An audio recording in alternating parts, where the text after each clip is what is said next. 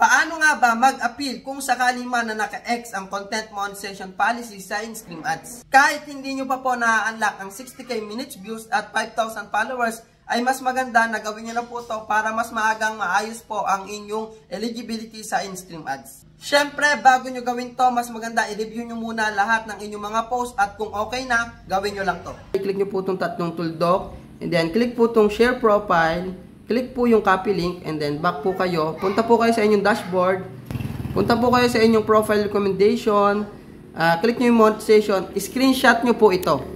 And then, balik po kayo sa inyong dashboard. Scroll down nyo po sa baba. Click nyo po itong support. And then, click nyo po yung monetization. Click nyo po yung program eligibility. And then, hanapin nyo po yung stream ads. Click nyo lang po yan. And then, scroll down nyo po sa pinakababa. Hanapin nyo po itong contact us. I-click nyo po yan. And then, dito po, i-click nyo yung bag and product support. I-click nyo po yan. And then, dito, i-click nyo po yung onboarding page onto in-stream ads. Ayan.